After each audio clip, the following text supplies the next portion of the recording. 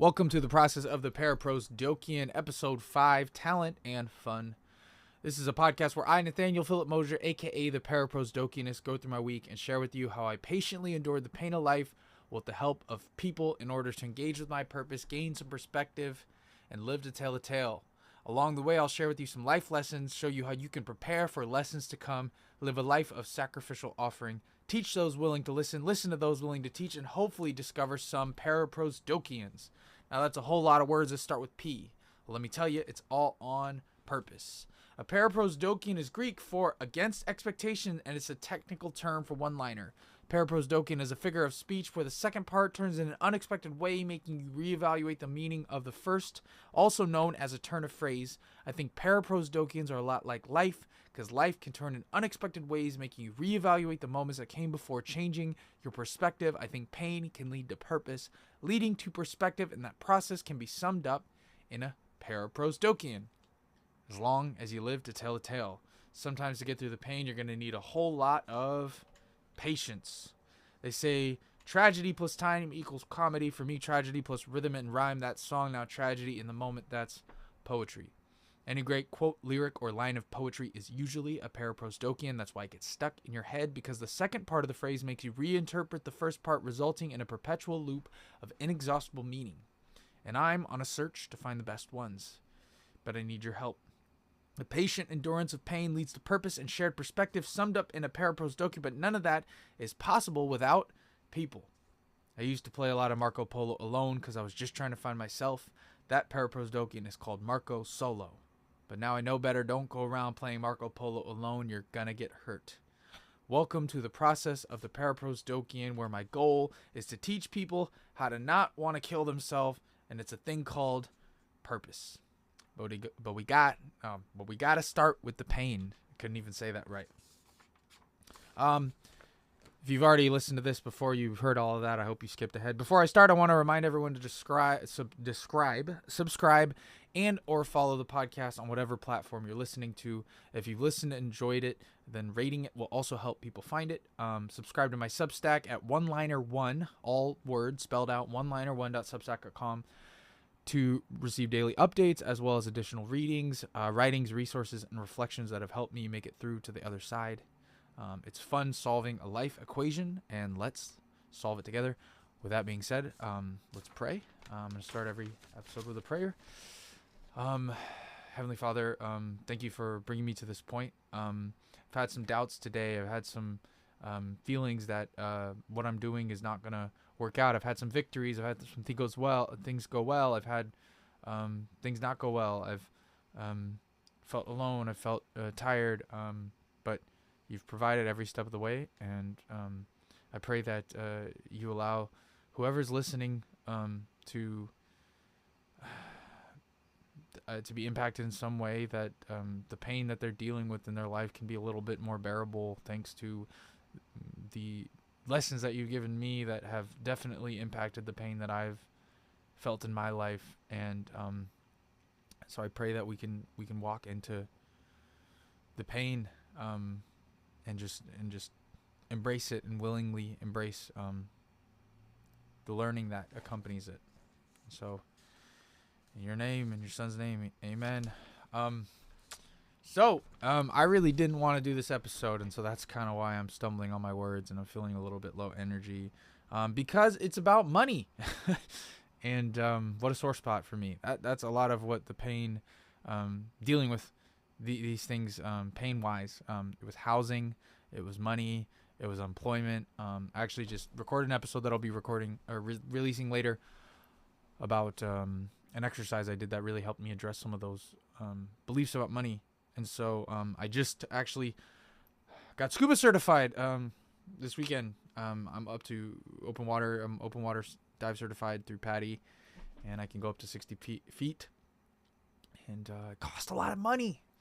And if I want to keep doing it, it's going to cost some more. But I did it. And a lot of it was fear.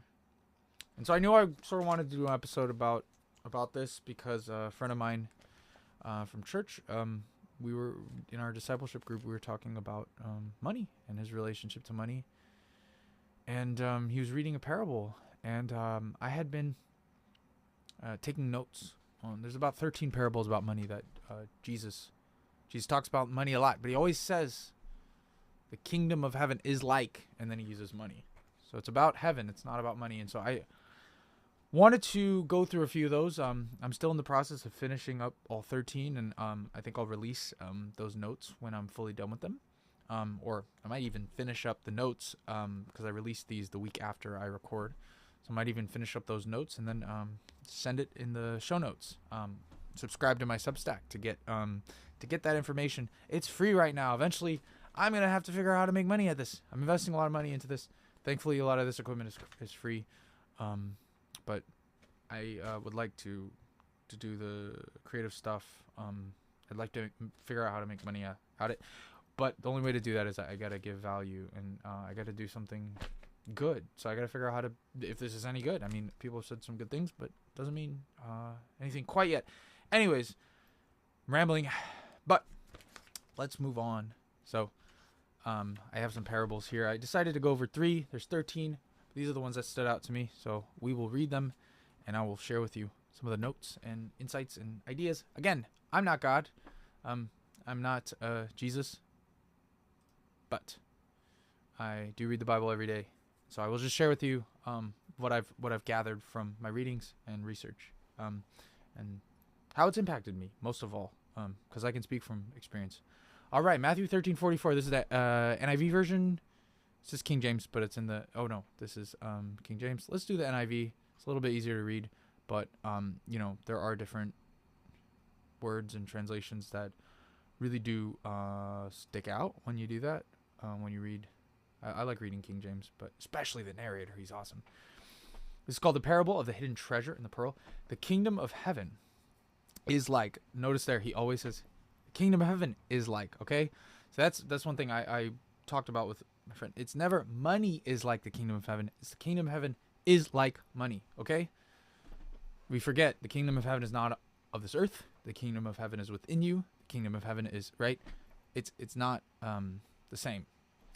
Kingdom of heaven is like treasure hidden in a field. When a man found it, he hid it again. Now that's something that stood out to me. The man found the treasure.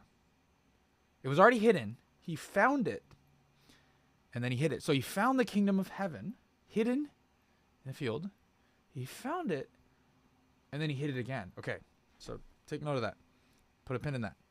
Therefore, it was in secret. He found that it was secret, and yet he put it back in secret. That's what I wrote down. When a man found it, he hid it again, and then in his joy went and sold all he had and bought that field. Now notice, he didn't find the kingdom of heaven, hide it again, then in his joy went and sold all he had to buy the kingdom of heaven again. He found it. He knows where it is, and he hid it again. But what did he do? He bought the field that the treasure was hidden in. Now, I know many times Jesus talks about the secret place, right? Pray in secret. Let not your right hand know what your left hand is doing when you give to the poor, right? So the kingdom of heaven, there's a secret nature to it, right? And boy, do I know it. The ability to have that secret place that no one can steal. Again, he went and bought the field. He hid it again, right? It's still hidden. You can find it, right? Because a man found it, but he hid it again. And he bought the field. The ability to have that secret place that no one can steal is important, and yet if one publicizes it, then it will be lost. And I didn't even realize I wrote this. And if it's lost, it cannot be spent. Now, think about this. He found the treasure hidden in the field, but he can't spend it. You cannot spend your kingdom of heaven. This is why it's not about money. It's about the kingdom of heaven. And there's another parable later that shows that you can't spend. There's no value hierarchy in the kingdom of heaven. You can't spend it. The ability to have that secret place that no one can steal, and yet if one publicizes it, then it will be lost. Because if everybody knows where it is and goes and spends it, it must stay hidden in the field. Sell all you have so that it remains within you. Um, personal applications. Obviously, I need to hear this. I didn't bring this up. So I've been working as a substitute teacher. I don't make that much money, but I stay at home and I keep a low overhead.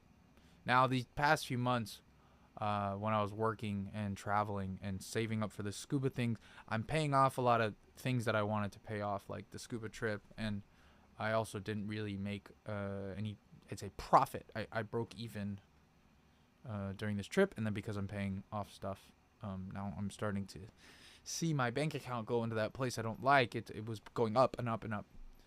But again, I got to remember that I'm investing it into something much deeper than a treasure that can be spent. And stuff like this. Even if I don't know who's listening to this, I know that doing this is cultivating a peace and a joy within me. I felt low before this, and I already feel better. So let's move on, because these parables are all about the same thing, and they all speak to each other. Let's move on to the parable of the workers in the vineyard. Now, this is one of the most, the last shall be first and the first shall be. This is very heavily quoted.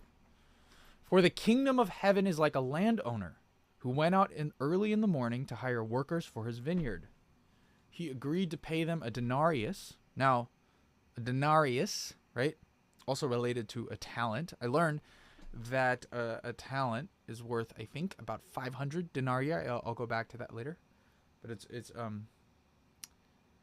a talent is 20 years, 15 to 20 years worth of wages.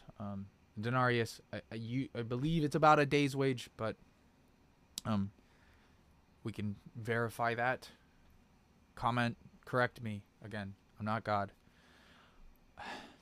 1 day's wages to us. So he agrees to. About 9 a.m, he went out and saw others standing in the marketplace doing nothing.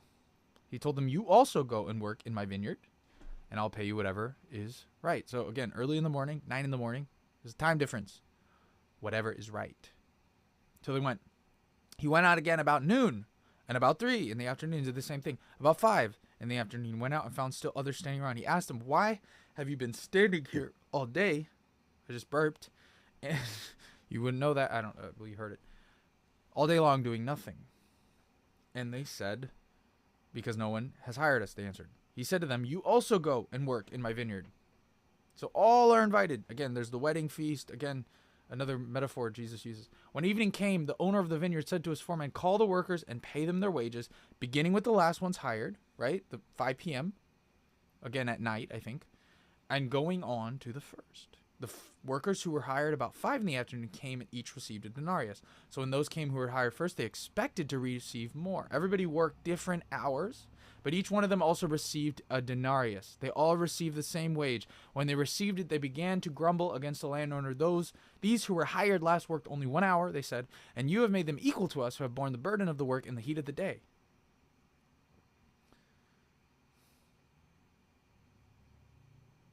Now, I wrote down something interesting, which is that they're doing different jobs, right? Because if you have a vineyard and you go in, there's going to be certain jobs to do. And as you go further into the vineyard, or certain jobs are going to get taken. But the ones that take longer, the people that come first and are working all day, they're going to take the jobs that take longer. So there's a perceived hierarchy within this vineyard about what they're doing, but they all get paid the same. So I want you to notice that. All right. But he answered one of them, "I am not being unfair to you, friend. Didn't you agree to work for a denarius? Take your pay and go. I want to give the one who was hired last the same as I gave you. Don't I have the right to do what I want with my own money? Or are you envious because I'm generous?" Right? Okay. It's kingdom of heaven, the master, God, Jesus, kingdom of heaven. Okay. Again, it's always a metaphor. Now, everyone gets the same. So I always think about, give us this day our daily bread. You pray every day for your daily bread. You don't get to stock up for later. When the Israelites were in the wilderness, they didn't get to stock. They tried to stock up more manna, and maggots grew on it. Currency is meaningless, right? In the vineyard. because there's endless abundance, and yet the abundance is only for one day. Now that's something I believe of the image of heaven. You get your day's wages, you get all that you need. But you don't get to stock up. You don't get to hoard. That's what we do here. We get what we get. We don't throw a fit. That's what they say with the kids. But you get. So last will be first, and the first will be last. Now, I know that Jesus, my other perception is that Jesus is definitely talking about the Pharisees, right? And the tax collectors. And now, even in the temple, there was a hierarchy. As you got closer to the Ark of the Covenant, there were further and further, only certain people could go past that, right?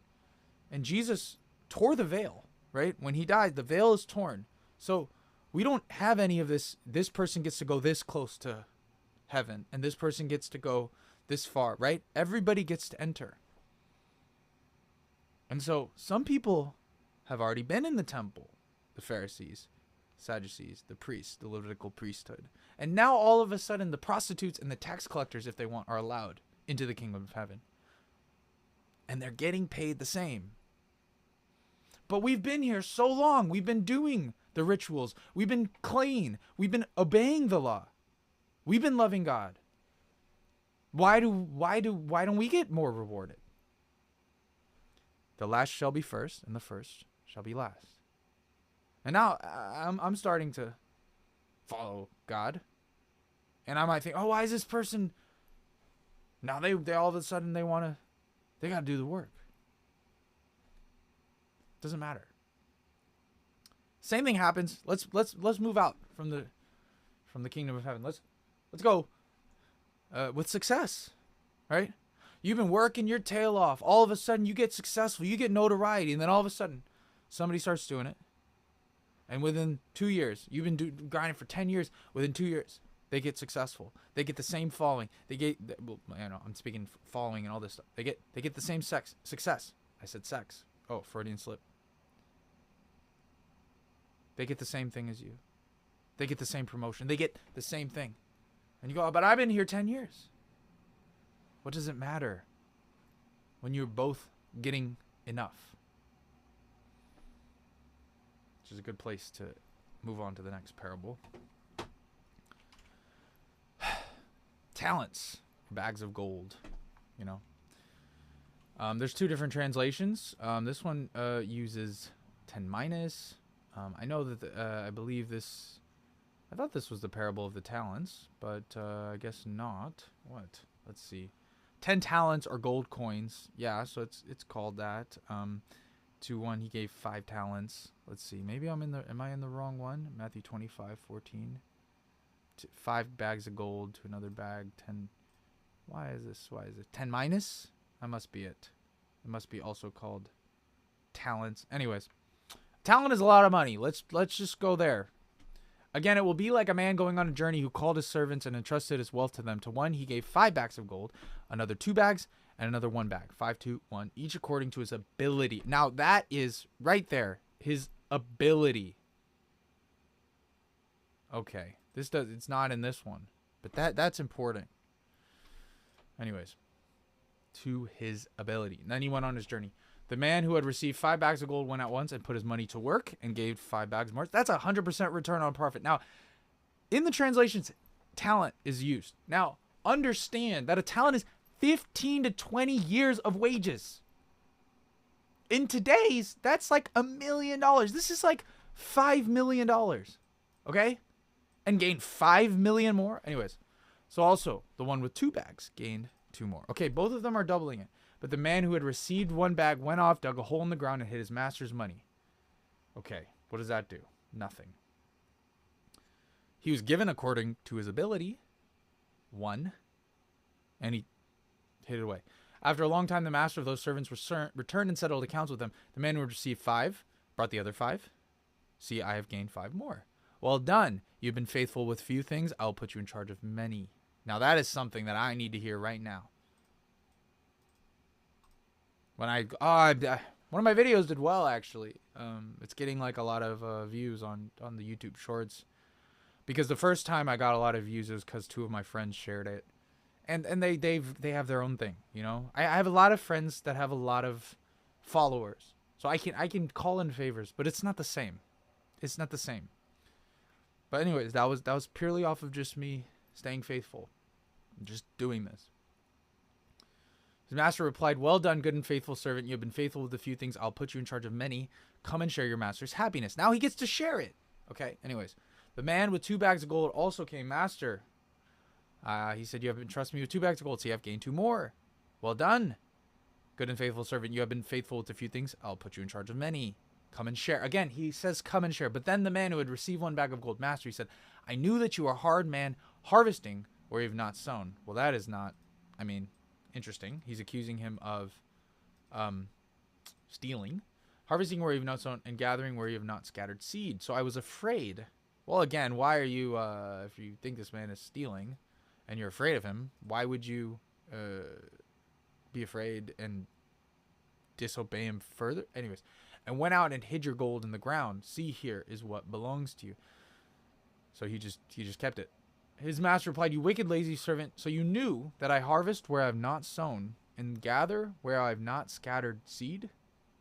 Well, then you should have put my money in deposit with the bankers, so that in return I would have received it back with interest."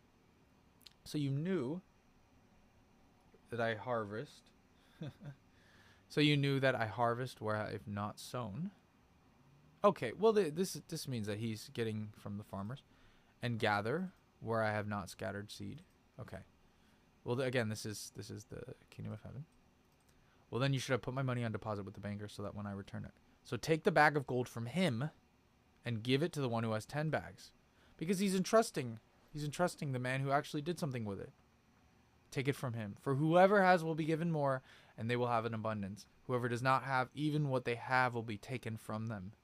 And throw that worthless servant outside into the darkness, where there will be weeping and gnashing." And the weeping and gnashing of teeth is a common thing that Jesus says. Now, some say it's hell, but it's also translated as Gehenna, which is actually a place outside of the main thoroughfare of Jerusalem, also known as Skid Row. Sound familiar? I'm gonna be real blunt there. These places still exist, and if you don't believe hell is on earth, go there, or go to a psych ward, which I've been many times. I was in hell, weeping and gnashing of teeth. Now, this is also called the Matthew principle. For whoever has will be given more, and they will have an abundance. Whoever does not have, even what they will have will be taken from them. There's a Pareto distribution, about 80-20, right? 20%, 80% of the distribution, which is why no matter what, there's always going to be, this is just the truth. You can make a moral argument against it, saying that it's wrong. But there's always going to be inequality, because this is the way that distributions naturally over time. I was reading a book about Trump and his the way that things happen, and they were talking about what happened with Reagan and how the wealth distribution became larger and larger, but at no point did they recognize that the overall wealth was going up, right? And so if the overall wealth goes up, but the income inequality increases because of the natural way that these distributions happen, right? This is just a law. It's not even just money. It's a distribution that's applied. I mean, I could look up a list. Pareto distribution. I typed it wrong. You can let's have a much. This is the mathematical. There's many lists. Let's say lists of examples. Here are some of the examples. All right, so this is not even just money, right? Anyways, 20% of criminals commit 80% of crimes. 20% of drivers, because 80% of all traffic accidents, 80% of pollution originates from 20% of all factories. 20% of all companies' products represent 80% of sales.